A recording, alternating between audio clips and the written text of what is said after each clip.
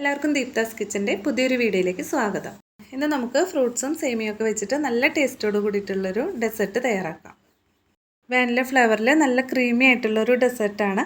അപ്പോൾ ഇതെങ്ങനെയാണ് തയ്യാറാക്കുന്നതെന്ന് നോക്കാം. ഇതിന് വേണ്ടിയിട്ട് ആദ്യം 2 ടേബിൾ സ്പൂൺ കസ്റ്റർഡ് പൗഡർ ഒരു ബൗളിലേക്ക് ഇട്ട് കൊടുക്കാം. കുറച്ച് പാലിലോ അല്ലെങ്കിൽ വെള്ളത്തിലോ ഇതൊന്ന് നന്നായിട്ട് മിക്സ് ചെയ്തെടുക്കാം. ഞാനിതിലേക്കൊരു 1/4 കപ്പ് പാലൊഴിച്ച് കൊടുക്കുന്നുണ്ട്. ഇത് നന്നായിട്ടൊന്ന് മിക്സ് ചെയ്തെടുക്കാം. പൊടിയൊക്കെ നന്നായിട്ട് കലങ്ങുന്ന രീതിയിൽ മിക്സ് ചെയ്തെടുക്കാം. തീരെ കട്ടകളൊന്നും ഇല്ലാതെ നന്നായിട്ട് തന്നെ മിക്സ് ചെയ്തെടുത്തിട്ടുണ്ട്. ഇനി ഇതൊന്ന് മാറ്റി വയ്ക്കാം. ഒരു സോസ്പാൻ അടുപ്പത്ത് വെച്ചിട്ടുണ്ട്. ഇതിലേക്ക് 2.5 കപ്പ് പാലൊഴിച്ച് കൊടുക്കാം. ഈ പാലിൻ്റെ കൂടെ ഞാൻ 1/4 കപ്പ് വെള്ളം കൂടി ചേർത്തിട്ടുണ്ടായിരുന്നു. പാല് നന്നായിട്ടൊന്ന് ചൂടായിട്ട് വരട്ടെ.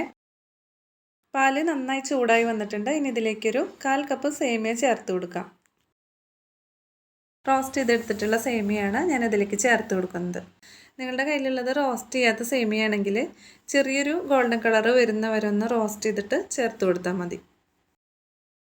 തീയൊരു മീഡിയം ഫ്ലെയിമിലാണ് വെച്ചിട്ടുള്ളത്. ഈ ഒരു സേമിയൊക്കെ നന്നായിട്ട് വെന്ത് വരണം. സേമിയ ഇപ്പോൾ പാകത്തിന് വെന്തിട്ടുണ്ട്. അപ്പോൾ ഈ ഒരു സമയത്ത് നമ്മൾ നേരത്തെ കലക്കി മാറ്റി വെച്ചിട്ടുള്ള കസ്റ്റർഡ് പൗഡറിൻ്റെ ഒരു മിക്സ് ഇതിലേക്ക് ചേർത്ത് കൊടുക്കാം. ചേർക്കുമ്പോൾ ഇത് നന്നായിട്ട് ഒന്നുകൂടി കലക്കിയിട്ട് മിക്സ് ആക്കിയിട്ട് വേണം ഒഴിച്ചു കൊടുക്കാനായിട്ട്. അടിയിലൊക്കെ കട്ട പിടിച്ച് കിടക്കുന്നുണ്ടാവും. ഈ ഒരു മിക്സ് പാലിലേക്ക് ഒഴിച്ച് കൊടുത്തു കഴിഞ്ഞാൽ നന്നായിട്ട് ഇളക്കി കൊടുക്കണം. അല്ലെങ്കിൽ അത് പെട്ടെന്ന് കട്ടി പിടിച്ച് പോവും. അടിയിലൊക്കെ പിടിച്ച് പോകാനുള്ള ചാൻസ് ഉണ്ട്. അപ്പം നന്നായിട്ട് നമ്മൾ ഇളക്കി കൊടുത്തുകൊണ്ടേ ഇരിക്കണം.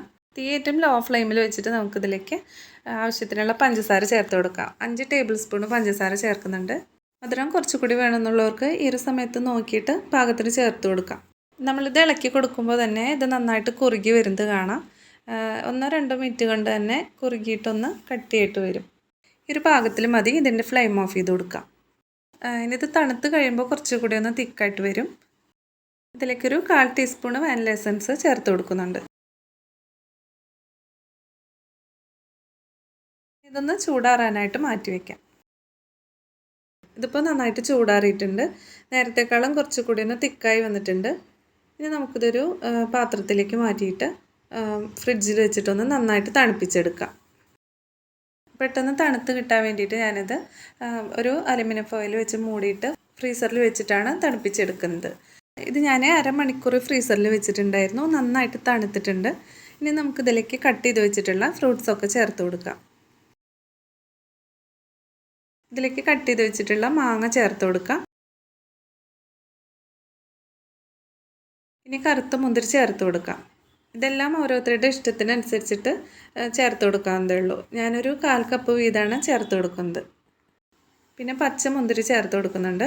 പിന്നെ പഴം കട്ട് ചെയ്ത് വെച്ചിട്ടുണ്ട്, അതും കൂടി ചേർക്കാം. പിന്നെ കുറച്ച് ആപ്പിൾ ചേർത്ത് കൊടുക്കാം. കുറച്ച് അനാറ് ചേർക്കുന്നുണ്ട്. നിങ്ങൾക്ക് ഇഷ്ടമുള്ള ഏത് ഫ്രൂട്ട്സ് വേണമെങ്കിലും ഇതിലേക്ക് ചേർക്കാം.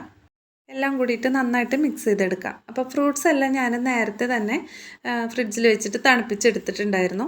നല്ല ടേസ്റ്റി ആയിട്ടുള്ള സേമിയ ഫ്രൂട്ട് കസ്റ്റേർഡ് ഇവിടെ റെഡി ആയിട്ടുണ്ട്. ഇനി നമുക്കിത് സെർവ് ചെയ്യാം. അപ്പോൾ ഈ ഒരു റെസിപ്പി എല്ലാവരും ഒന്ന് ട്രൈ ചെയ്ത് നോക്കണം. കുട്ടികൾക്കൊക്കെ ഒരുപാട് ഇഷ്ടപ്പെടുന്ന റെസിപ്പിയാണ്. ഈ ഒരു വീഡിയോ ഇഷ്ടപ്പെടുകയാണെങ്കിൽ എല്ലാവരും ലൈക്ക് ചെയ്യുക. അതുപോലെ സബ്സ്ക്രൈബ് ചെയ്യാനും നിങ്ങളുടെ അഭിപ്രായങ്ങളൊക്കെ കമൻറ്റ് ചെയ്യാനും മറക്കരുത്. വീണ്ടും അടുത്തൊരു വീഡിയോ ആയിട്ട് കാണാം. Thank you.